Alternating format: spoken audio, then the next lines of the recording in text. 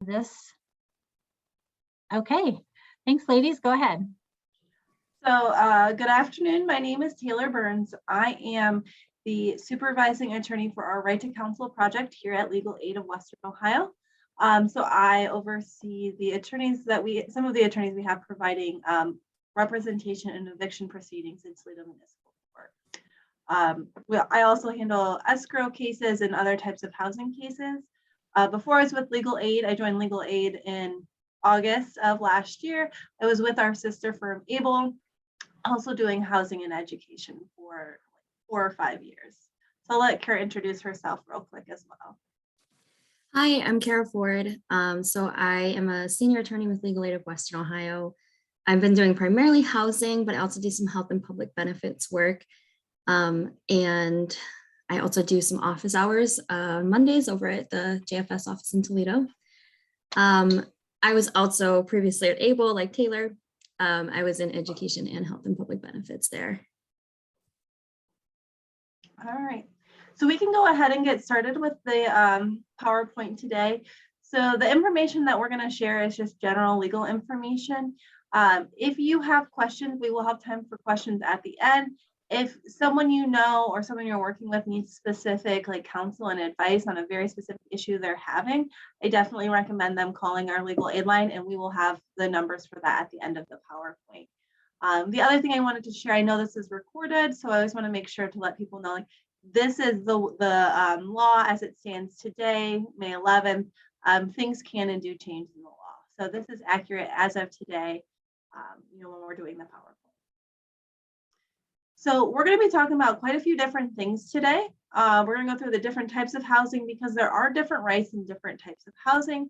We'll talk a little about landlords' duties and tenants' duties. We'll talk about moving out, and then we'll talk about evictions, which are a huge issue. And then we'll get to rent escrow, reasonable accommodations, and then some Toledo specific ordinances. So if you're working with folks in the city of Toledo, there's actually additional renters protections here in Toledo. So the first thing I wanted to talk about was the different types of housing, and this can get quite confusing, but it is important to know what kind of housing you're in or the folks you're working with are in. So first we have subsidized housing, and that is housing where the rent you pay is based on your income and the rest is paid by the government. So the tenant's income or rent is usually about 30% of their income. And usually when we're looking at ads for subsidized housing, you're going to see things like income-based rent. Then you're going to know you're looking at subsidized. And this would include public housing. So that is housing, at least in the Toledo area, that's going to be run by LMH or Lucas Metropolitan Housing. There's Section 8 project-based, so that's actually privately owned, but still they have a contract with the government. And then there's other types of programs like the low-income housing tax credit properties and the USDA programs. So subsidized housing, in addition to what we're going to cover today, so I'm going to focus on the rules that apply to all types of housing. Subsidized housing has additional rights to hearings or meetings with management when you're up for a proposed termination or things like that. Another type of housing is a voucher. So this is really like a hybrid between your private traditional landlord tenant housing and subsidized. So this is where someone gets a voucher from the Public Housing Authority, and the Public Housing Authority is going to pay part of their rent, and they go use it on the private market. So they go through Craigslist or Zillow or rent.com, whatever they're looking for private housing on, and can use that voucher. And vouchers are really, really great. I always call them the golden ticket, because that person then can use that voucher anywhere they want within Lucas County. So if they want to live in a certain school district and they can find housing there, that they can use that voucher there. And the way it works, like I said, is the Public Housing Authority is going to pay a portion of your rent, and then the tenant would be paying 30% of their income towards rent. I will say it is a long process. The wait list for vouchers is very, very long, even when it opens. And it can be difficult to find housing when you have a voucher. Even though it's illegal for a landlord to refuse to rent to you because you have a voucher, there are some inspection requirements and things like that that can make it difficult to find a place. They are a really great opportunity for And then the other type of housing really is private housing, and that's everything else. That's where your tenant is going to be responsible for 100% of rent. That's, your more traditional setup. So landlord duties. Landlords have quite a few duties under Ohio law. So they have to comply with all building, housing, health and safety codes. So some of the health and safety codes include like pest management, bed bugs, mold, all of those types of things that you traditionally think of as like conditions issues within the home. The landlord does have a responsibility to make sure that their housing is in compliance with those codes. And along with that, they have to make necessary repairs to keep the unit in a fit and habitable condition.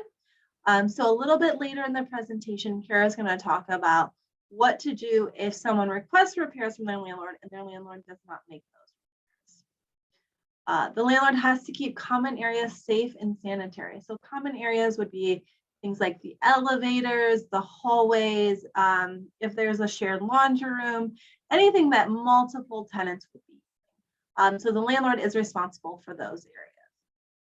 The landlord has to maintain all the electric, plumbing, heating, all of the systems within the home. So if there's a leak in the pipes, the landlord needs to, come fix it. If the electric is out in part of the house, they need to come fix it. All of those types of things. I will say so the requirement is for them to maintain any of these things supplied. So you see here the air conditioning is listed. And that's only if it is supplied by the landlord. So there's no requirement under Ohio law that a landlord make sure that the rental unit have air conditioning. That's a question we get quite often.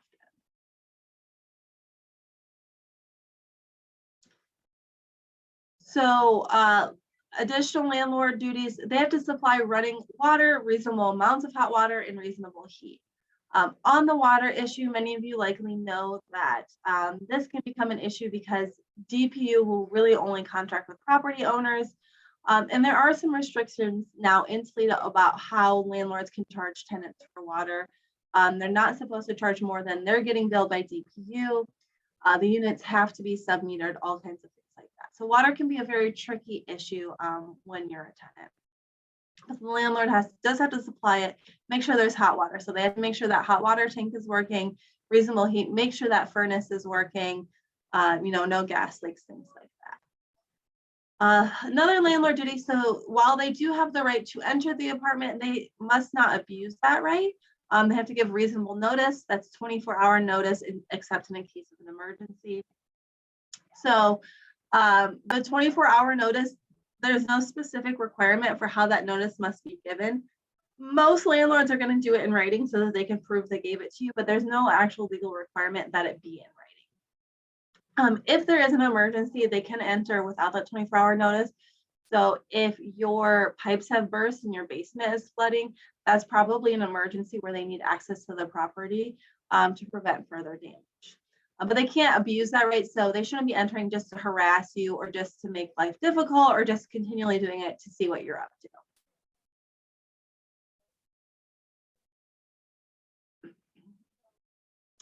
So things a landlord cannot do. So they cannot engage in a self-help eviction. So self-help means they are doing something to get you out of the property without going through the court process. The landlord can't just come change your locks, shut off the utilities, throw out your belongings, or even threaten to call the sheriff or police to put out the tenant. So we see sometimes landlords don't want to go through the eviction court process. So instead they will give you shut the water off because it's really hard to live somewhere when you don't have access to water. Any of those things are illegal. So if anyone that you know is experiencing these things, those are things we can help with, and we can file motions with the court to prevent or stop these actions. Landlords can't interfere with a tenant's use of the unit. They can't retaliate against a tenant for filing rent escrow or making a complaint to a governmental agent. So we get a lot of folks come to us talking about retaliation. And under Ohio law, what constitutes retaliation is very limited. So when a tenant files rent escrow or makes a complaint to a government agency or to the landlord about conditions issues, the landlord cannot turn around and raise rent or eliminate services or take any adverse action against the tenant. But there's other things that may not constitute retaliation. There is also federal laws that prohibit retaliation, like as a form of discrimination based on race or gender or those types of things. A landlord cannot prevent a tenant from having guests. Now, there are some exceptions for federally subsidized housing. The other issue you always want to look out for when you're working with folks is someone a guest, or are they staying there so often that they are becoming an unauthorized tenant? So when I'm working with folks and they have a friend that's staying there quite frequently, I always advise them, if they stay there so often, they may turn from a guest into an unauthorized tenant. You have to be careful because most leases say you can only have everyone on this lease here. And that's especially true in federally subsidized housing. They're very specific on who can be living at the property. Landlords cannot enter the unit without 24 hours notice in an emergency, or repeatedly asked to enter without a good reason.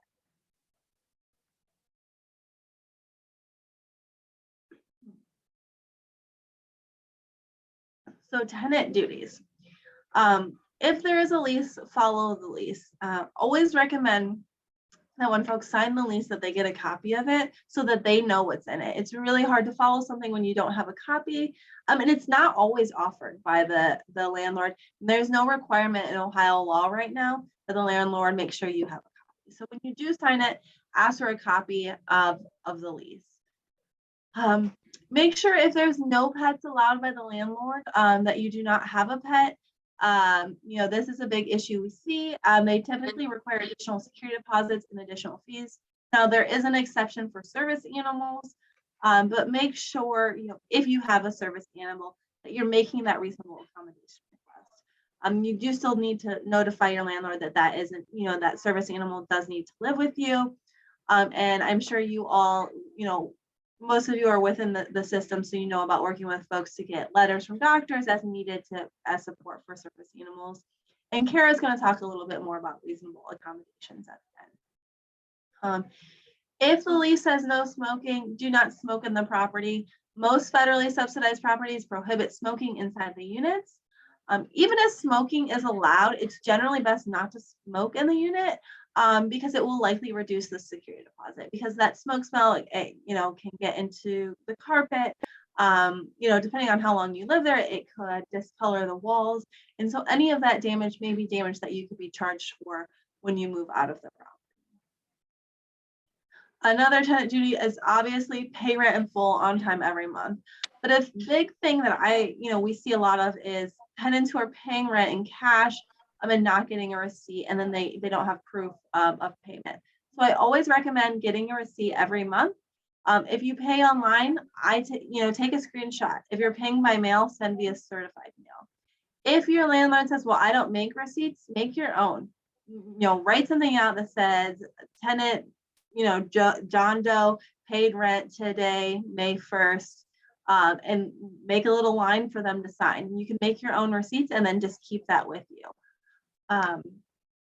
Many landlords now are doing like PayPal or Venmo or Cash App, and that is sometimes nice because then there is an electronic record of the payment.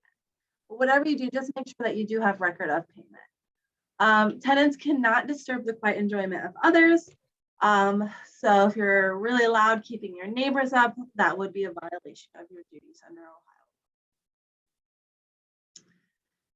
Tenants do have to keep their units safe, clean and safe.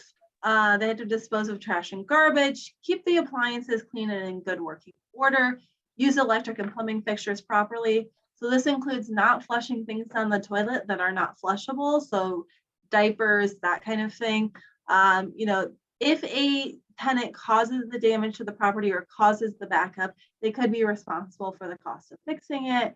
The cost of any damage caused, by whatever they did. So make sure folks are using the fixtures properly, keeping things in clean and good working order. The tenant cannot cause damages beyond normal wear and tear. So normal wear and tear is the legal standard. So if you move into a place and you live there for 7 years, and after you move out, the landlord says, oh, I have to replace the carpet and wants to charge the tenant for that. That's likely not allowed, right? After 7 years, most apartments have pretty cheap carpet. So it would be reasonable to expect that that carpet needs replaced anyway, just from normal wear and tear. So, you could push back on being charged for those damages. The biggest thing that we see though is that folks do not have proof of what the unit looked like when they moved in. So they don't have proof that, oh no, that door was actually already hanging off the hinges, it was broken, or that window, was cracked. So always make sure that when you're working with folks, encourage them to take pictures when moving in, to save those photos, especially I know many of our clients may cycle through phones or different things. If they can save it in a OneDrive or some type of online, Google has photo storage, or if the case manager can and has a folder in their client file, anything to keep those pictures to make sure we have proof of what the conditions were when moving in. And document any pre-existing damage. I think a lot of us, and I have been guilty of this in the past, you get that little checklist when you move into a rental that says, take a look around and mark where there's issues. And you just kind of like briefly take 3 minutes, walk around and say, yep, everything's good. Definitely take that list if they give it to you and mark down everything you see. Really take the time to get into that document to make sure that any pre-existing damage is documented, so that the tenant does not get charged for it at move out. Tenants also have to make sure their guests aren't causing damages. So if you do have a guest over, you are responsible for their actions. So anything the guest does on the property while you have invited them over, you can be held responsible for. An issue we see quite a bit is who is a guest. So if there's just someone when they come onto the property, that doesn't automatically make them your guest.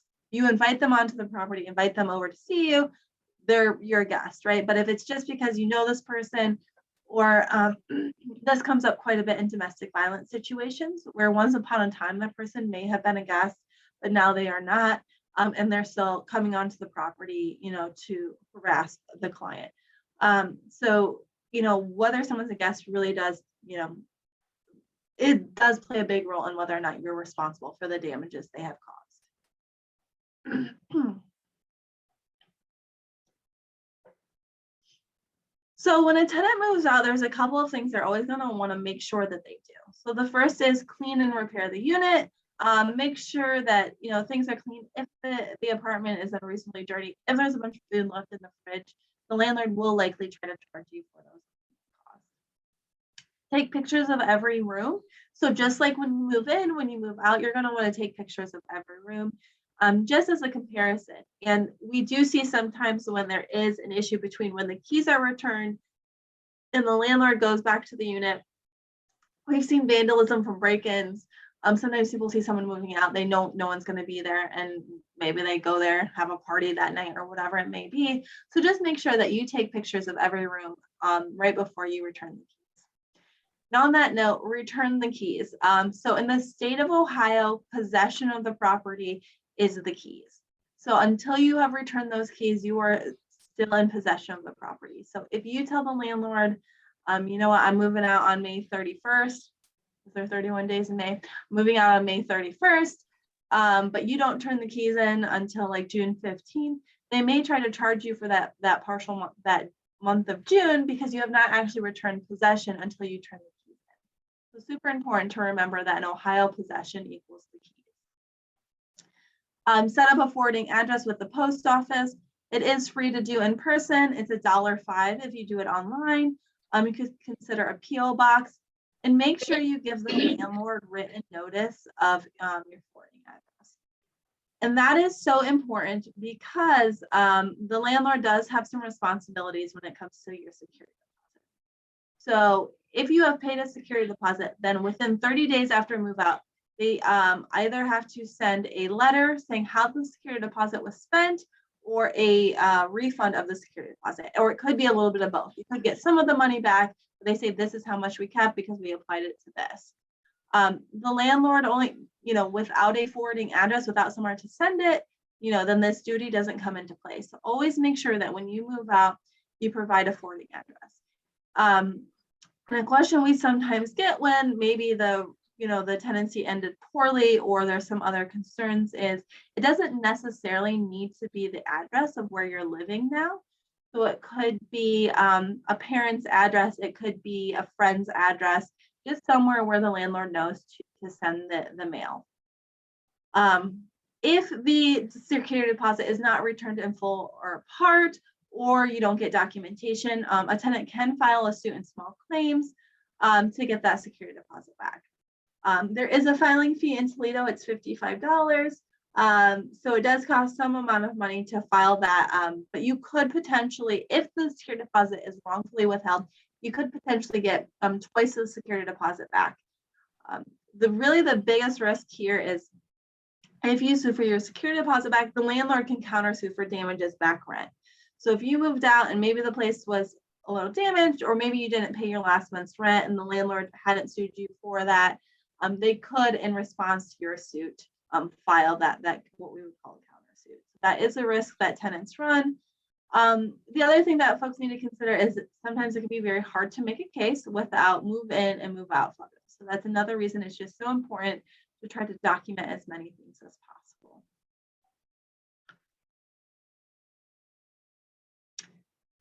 So tenants early termination.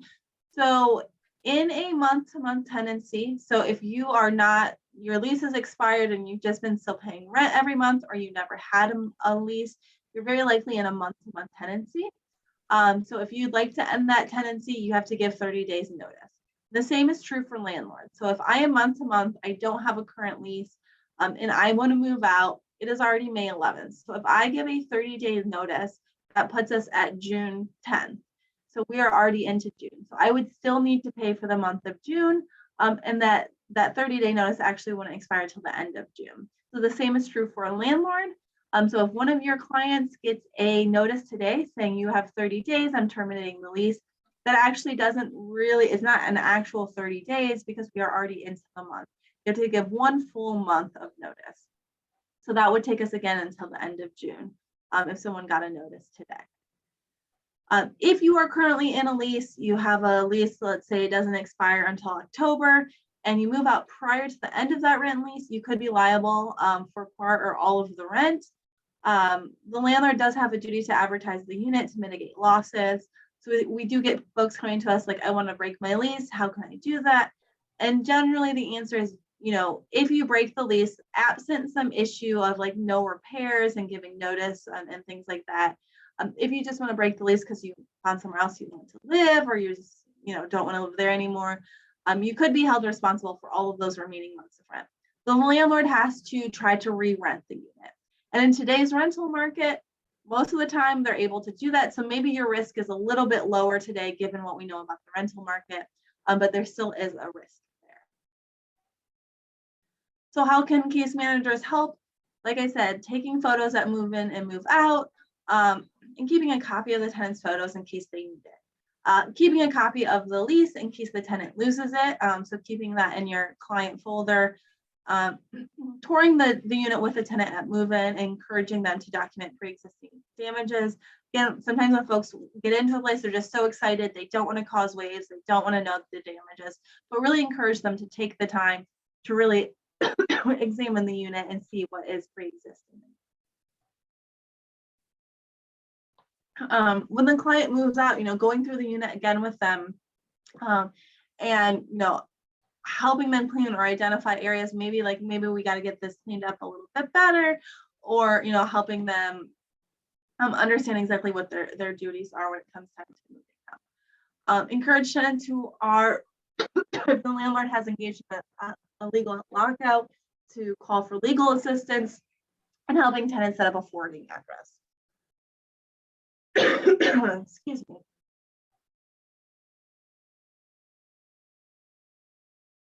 So now I'm going to talk a little bit about evictions now that we've gone through more generally landlord-tenant law. So tenants can be evicted for a breach of the lease. This could include like loud noise, poor housekeeping, drug use, crime, other types of things. If the tenant is in federally subsidized housing, the breach has to be material and or repeated violation. So there's a little bit of a higher threshold for what a person can be evicted for if they're in federally subsidized housing. A tenant could be evicted for non-payment of rent, and they can be evicted if after the landlord terminates the tenancy, right? So it gives them a 30-day notice. If they do not then move out, they could be evicted after So it's not that a landlord always has to have a reason. If you do not have a lease and they've given you a 30-day notice, they don't need a reason to report eviction. So this is a sample of a notice to vacate. So your, tenants who are subject to an eviction should always get one of these prior to an eviction being filed. The one we have here is the sample from Toledo Municipal Court, I believe. Like I said, it's a prerequisite to the filing of an eviction action. The landlord cannot file until the 4th day after the notice, unless that day falls on a weekend or holiday. And then, there's additional days. So in Toledo, at least, the local rules very specifically say that this 3 days does not include weekends and it does not include holidays.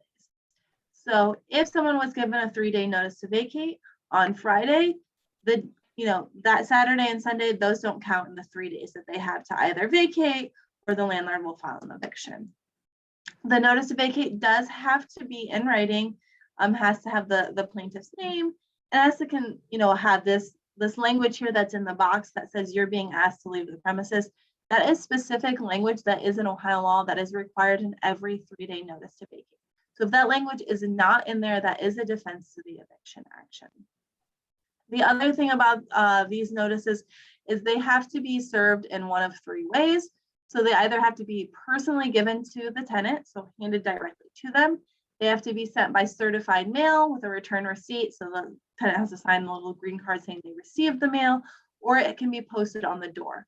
Most often they are posted on the door, but it has to be one of those 3 methods. We have seen some landlords nowadays trying to do them by email. The law says they cannot do that. Even if the lease says that the tenant agrees to accept these notices by email, it's a legal requirement. They cannot contract around that. So the eviction hearing, if the tenant doesn't move out within those 3 days of the 3-day notice, the landlord can then file an eviction action in court. Typically, it takes about 2 weeks from that filing for the hearing to be scheduled. At that first hearing, a tenant can and should ask for a continuance to get an attorney if they haven't already gotten one. A tenant can get up to an 8-day continuance. So these things move very, very quickly. So I always recommend that as soon as someone knows about an eviction, they try to get legal assistance, whether it's through us or through someone else. And this first hearing is going to address only whether the tenant's going to be evicted from the property. So it's about possession. And something that can be very confusing is that eviction actions actually have 2 separate causes of action. The first is about possession. In some cases, only have this first cause.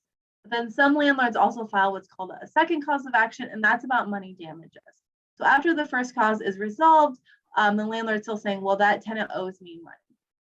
And the second cause does require a written answer. So if you're working with someone and eviction is filed against them, and you see that the landlord is claiming money damages, they will need to file a written answer. The magistrate in Toledo is going to set that answer date. In other cities outside of Toledo, it's going to be 28 days from when the tenant received the court filings in the mail. So this is, the set out process. So just because you go to court, maybe you lose at court, doesn't mean that the tenant is going to be set out or lose the possession of the property that day. So if the tenant goes to court, loses, judgment is to the landlord then purchases the writ of execution and contacts the bailiff's office. The bailiff will mail an orange, red, pinkish, some people call it different colors, but I call it an orange card. Bailiff is going to mail that orange card to the tenant. It will have a last date by which they have to be out, and then the bailiff can proceed with the set out. So once a tenant knows that judgment has been issued against them, I always encourage them to continue checking the online docket because it will have the set out date there. So it is not going to be that day that the judgment is issued.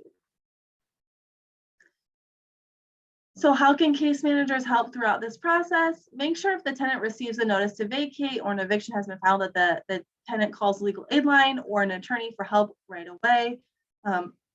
If the tenant has a guardian, they can still apply, but we would need the guardian to consent to representation. If the tenant does have a guardian, contact the guardian right away on their behalf, make sure they know what's going on. And the guardian may or may not know about our services, and so encourage the guardian to reach out to us. For non-payment of rent cases, assist the tenant with rental assistance applications. That link there will take you to some of the different programs here. I think the city of Toledo's program is no longer accepting applications at this time, but Pathway still is. So if you know someone that's behind on their rent at risk of eviction, make sure that they are applying for that rental assistance. It is still available. It is out there. The other thing you can do to assist is make sure you're helping tenant with applying for other housing. Even if the tenant wants to stay, having options is best. And given the rental market, like I talked about earlier, it is very hard to find a place and get into a place. So the sooner someone starts looking, the better.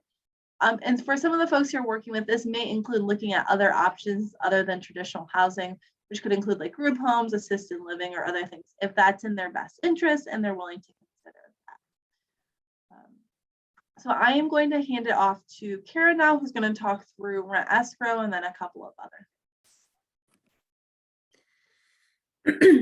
Okay, so Taylor talked about earlier the duties that landlords have to their tenants. So they do have to keep it in a safe, healthy, and habitable condition. They have to follow all the codes. So rent escrow is the tenant's remedy when the landlord is not doing that. So generally, rent is escrowed to require the landlords to comply with your lease agreement or to make those repairs that they are obligated to do so. It can also allow the tenant the opportunity to break the lease and to leave the property if that's what they want. Something that's really important is that tenants need to not withhold rent themselves. It's something that they often do. It's reasonable when you think about it. You're like, I'm only going to pay you half or whatever because you haven't fixed this. But they cannot do that. If they do, it can result in an eviction. And it's not a defense to an eviction, at least in Toledo, to say that the conditions are so poor that that's why I stopped paying rent. There is a pay to stay defense. So sometimes we can say, hey, you have this money now. And we'll talk about the pay to stay defense a little bit later. But that can put them in a really bad position. So they should either be paying their rent to the landlord or to the court in full, on time, every month. You can do next slide.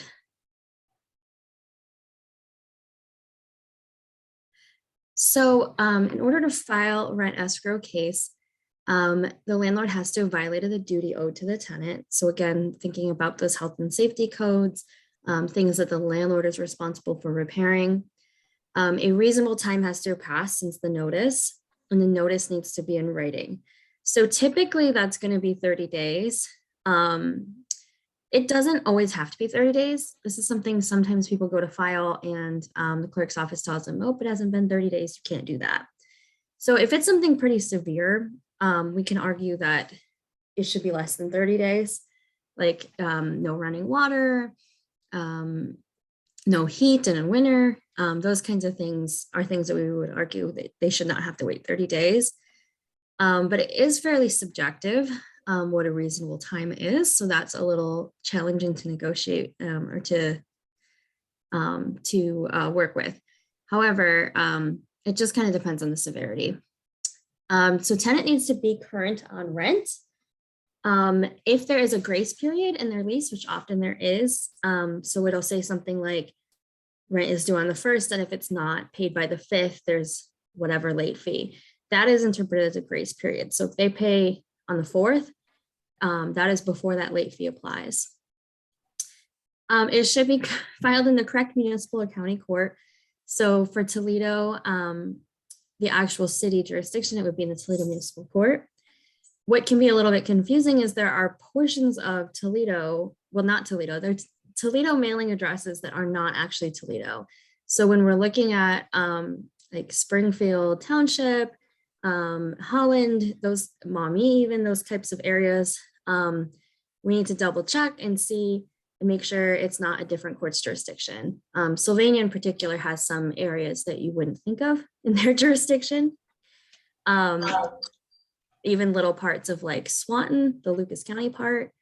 So that's something that we can try to help with if tenants coming to us.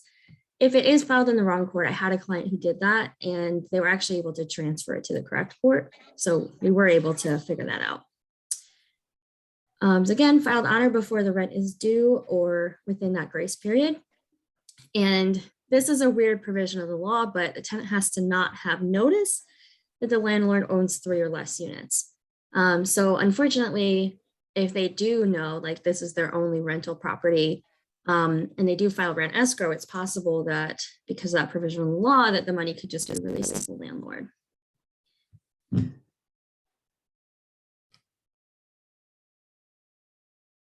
So again, it's really subjective what's considered an emergency.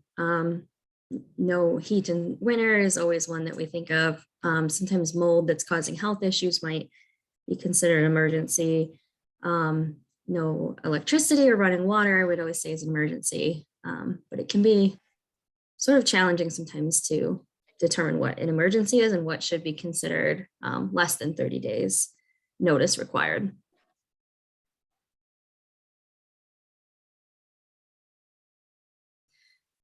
So this is just a little timeline of filing rent escrow. So this is something we can assist tenants with, of figuring out and making sure they're not filing it too quickly. So if it's not like an emergency situation like we talked about, and there's no argument that it is, it has to be 30 days. And then as you can see in this timeline, if you're telling them in the middle of the month, then you may have to then pay the next month's rent and then file rent escrow the second month after that.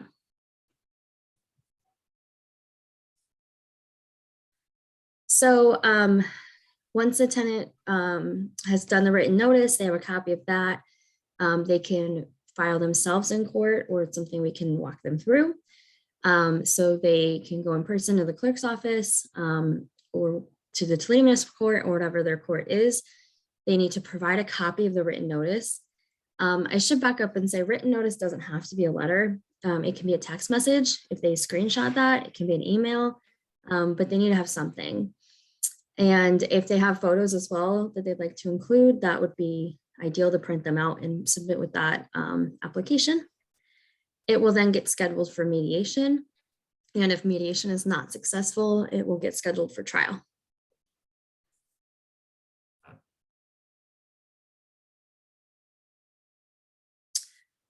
So when you have clients who have issues with their housing safety issues, pest infestations, things like that, you can definitely direct them to us through our legal aid line, or even if you want to shoot an email to me or Taylor, that's fine. We can help them shepherd them through that legal aid line process, which I know can sometimes be challenging.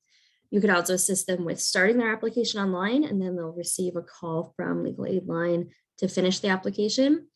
And I've also in the past worked with case managers to have them on the phone with the client. Oh, and we're going to send a copy of the PowerPoint.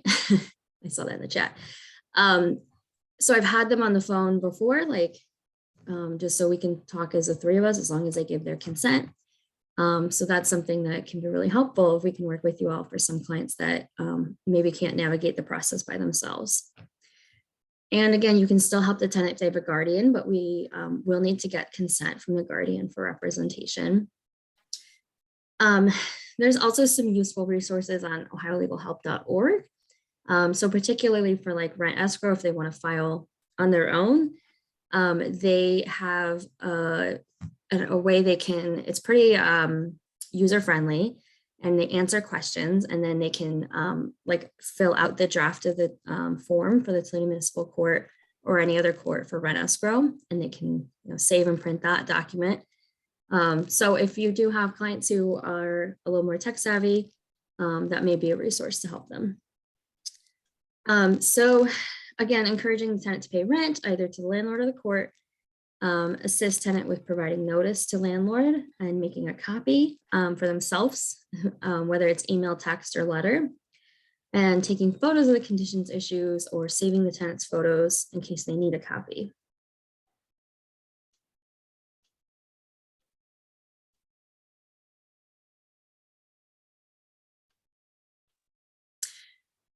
Okay, so reasonable accommodations. So obviously everybody who you are serving are people with disabilities, and they would qualify under the Americans with Disabilities Act. So that requires public entities and public accommodations to make modifications to their policies, practice, procedures. So when we're talking about subsidized housing, that is a government entity. They have to comply with the ADA. So LMH and other public housing authorities, and sometimes the, I'm trying to think of the housing for people with substance abuse disorders or those kinds of things are also getting that federal funding and may qualify. So if they're not going to do the accommodation, they have to show it would fundamentally alter the nature of their service, program, or activity. You can do next slide. So under the Fair Housing Act, a reasonable accommodation is a change, exception, or adjustment to a rule, policy, or practice or service. And so that's something that tenants can ask for no matter who their housing provider is. If it's a housing provider in the private market, and this is going to cost money, then they don't have to pay for that. But let's say if it's a wheelchair ramp, that's something that comes up a lot. So the private landlord doesn't necessarily have to pay for that. There may be options either through Medicare or Medicaid to get that paid for, or the Ability Center is a resource as well, but they'd have to allow the wheelchair ramp to be installed, but they don't have to pay for it. Other things that can qualify as a reasonable accommodation may cost them absolutely no money. So it's not necessarily an issue of money, it's an issue of just allowing it. And it can be denied if it's not disability related, proposes an undue financial or administrative burden, or would fundamentally alter the nature of the housing provider's program. All right, so when the tenant asks for a reasonable accommodation, I recommend they do it in writing. They don't have to, but it's hard to prove that they did otherwise. Landlord can ask for more information, so they may ask for proof of disability and how the accommodation would help. So a letter from a medical provider, therapist, even a case manager who knows the client well would be very helpful. They do not get to demand access to medical records, and the client or tenant, they can guide you. Like I ask them what they're comfortable with sharing. So we might say they have a developmental disability. We might not say what exactly that diagnosis is. We might say they have a mental health disability. We might not say what that diagnosis is. So we just walk them through what they're comfortable disclosing. And so if the landlord wants to deny it, they are supposed to meet with the tenant to discuss alternatives. So for example, let's say my client lives in subsidized housing and they've asked LMH to put in a wheelchair ramp and they don't want to do that. They might say, well, we don't want to do that, but we can actually offer you this different unit that is accessible. So that might be perfectly reasonable. So the tenant can agree to that alternative, or if not, they can ask, they can file a complaint and say that it wasn't a reasonable option. But I would suggest, working through it and seeing if it works for them.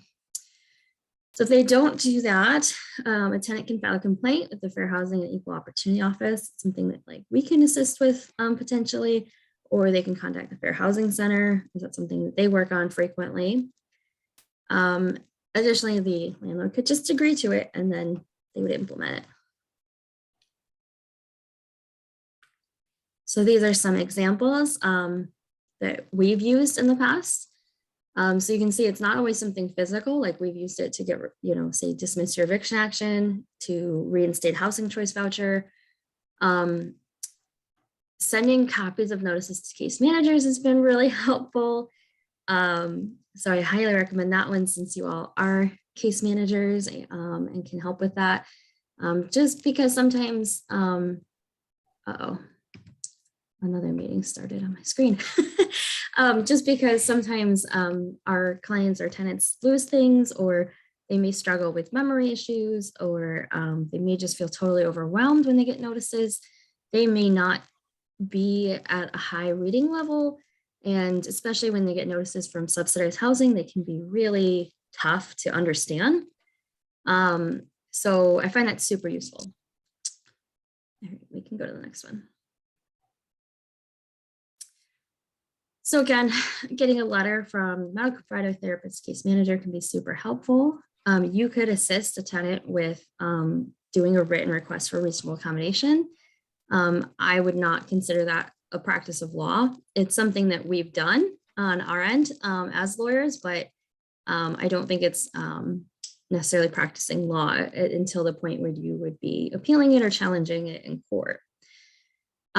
So you would include tenant's diagnosis or something more broad, like, mental health impairment, relationship to the tenant and your qualifications, requested accommodations. So, if tenant says, I'm trying to think, I had one where the son had seizures and part of the issues was noise complaints, and we did one for adding carpeting to the unit. So it can be kind of whatever you can think of that might work for them, but you got to show that it's connected to their disability. That's another one I did with hoarding disorder. So giving them additional time to comply with cleaning and sanitary requirements can be very necessary when a client suffers from a hoarding disorder.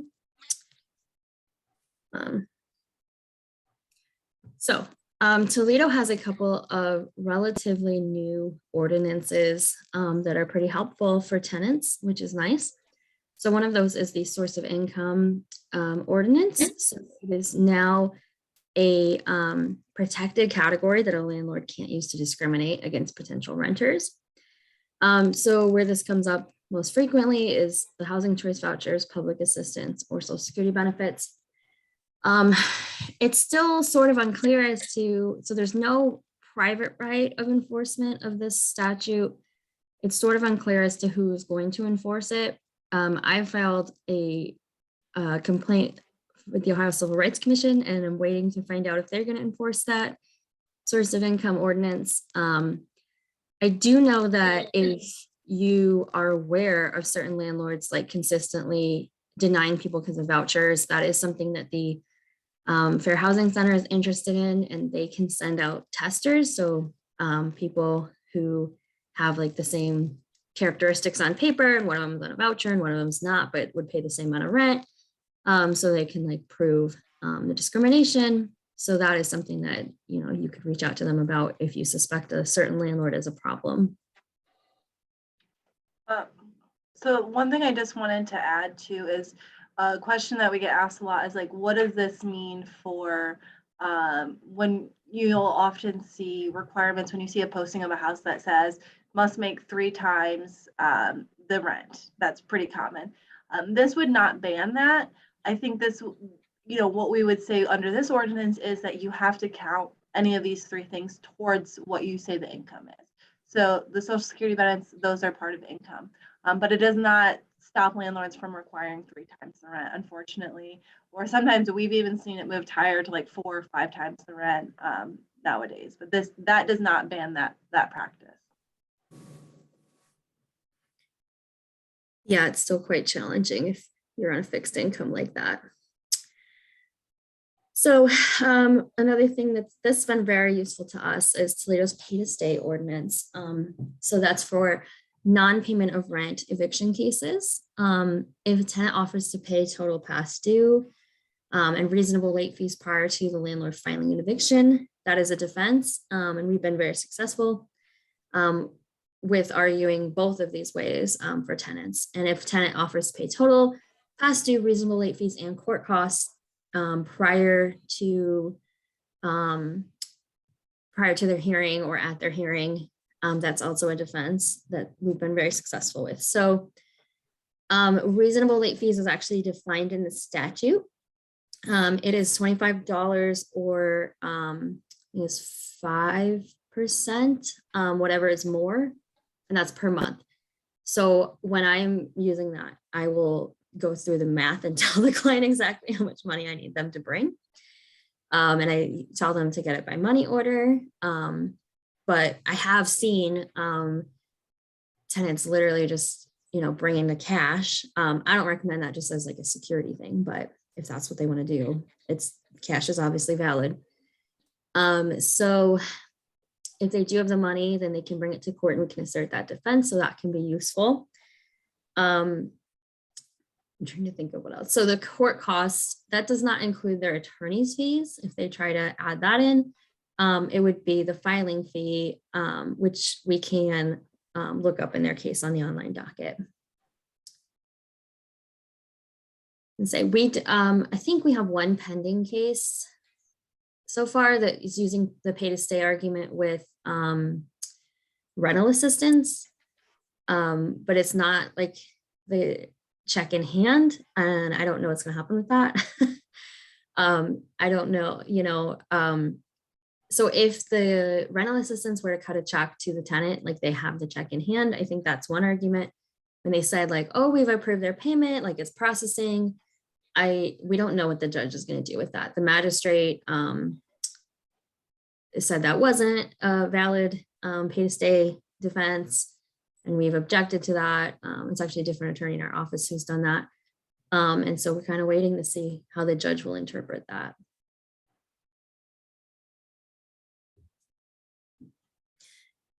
So this is just a little information on lead poisoning. If you're seeing that come up, definitely contact the health department. They do take that very seriously.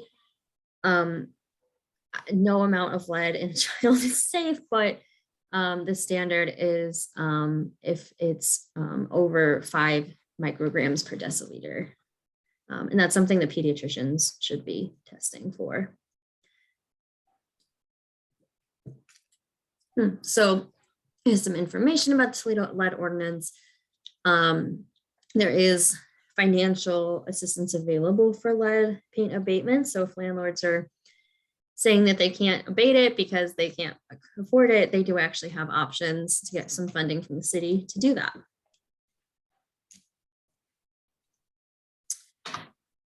So this is our service area map. Obviously, you all are dealing with folks in Lucas County, but we actually cover, is that 32 counties. So if you do know of colleagues in other offices and other counties, we're also available to help them. This overview of our income and asset guidelines, and this is something we can work through. If you have questions, let us know. We do, so sometimes I've had clients who have developmental disability who are living in their parents' home, and then there's a question of like if they're paying rent or not. So if they're paying rent, we can not consider their parents' income as the household income. But if they're not, then that might be a problem.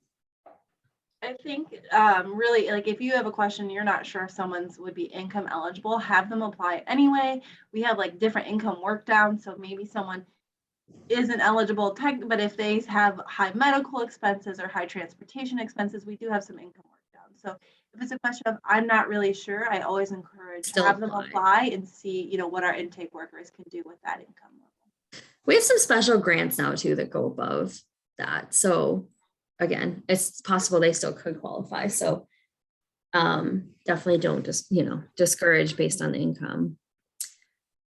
So this is our info. So we are still not fully open to the public in our office location in Toledo. So we're not doing the in-person there quite yet, but we are doing online and by phone.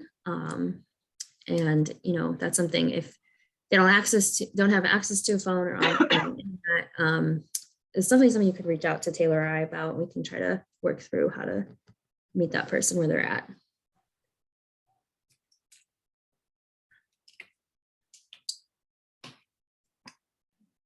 And that's just our social media. If you're interested in following us, seeing some of what we do. So now we are, I know we only have a few minutes left, but we are open for questions. If anyone has questions about anything we talked about, any housing issues.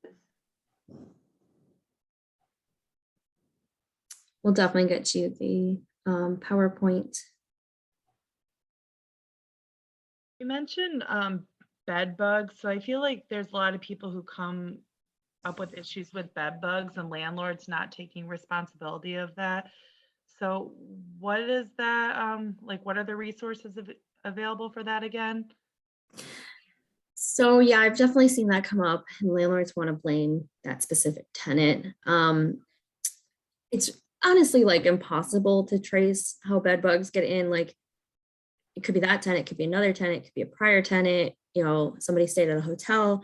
So we will absolutely demand that they have to remediate bed bugs, as well as other pests like cockroaches or mice or rats. And I still think that's something we could file escrow for. I also had a client recently who, prior to even contacting us, had contacted the health department about a mouse infestation, and they actually did order that the landlord pay for the exterminator to remedy that. So that is, that piece of it is also within their jurisdiction, that they can tell the landlord they have to do it. I think if not, they fine them or something like that. I'm not entirely sure, but we've definitely experienced landlords wanting to claim that bed bugs are the tenant's fault. And yeah, just make sure, you know, when you're working with folks who are, you know, in talking about bed bugs, they are a real risk. I think the only time that I have not had success in pushing back on that is that my client actually took a mattress like from the dumpster and brought it into their unit. Then like maybe, you know, you could see where the landlord would say, you brought the bed bugs in. But outside of that, Kara's right, we would definitely push back if the landlord saying, well, you caused the issue, because the landlord would need to do that. And that, yes, that does include market rent landlords. So all the health and safety codes and the obligation to keep the unit safe and habitable, that applies to private or public housing.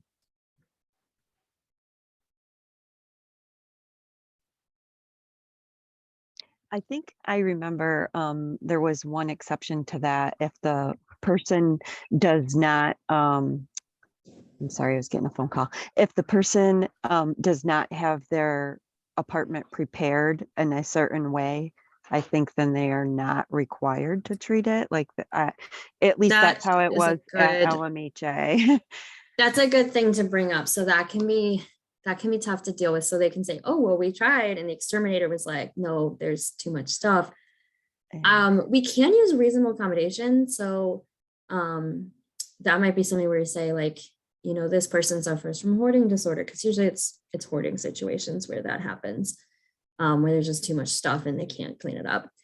And say like, you know, one of the accommodations could be assistance in cleaning up, especially for subsidized housing. I mean, I know they're not going to want to do it, but it is something we've done before. And I have had case managers who have been willing to help, but I also understand if they're not.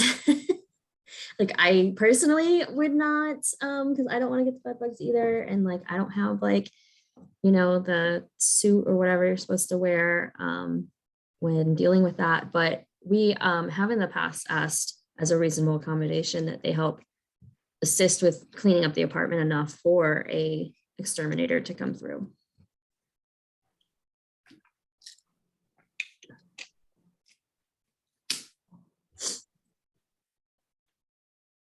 I also had one recently. I kind of had to tell that I don't know how to help him, because he had bed bugs, but they had sprayed several times and we're going to spray several more. So I couldn't really argue that they're not making like a reasonable effort to remediate the situation, but sometimes it's tough to get rid of them. You know, you can obviously ask for another apartment, another unit if they have one, but right now there's just like no vacancies, so that's challenging.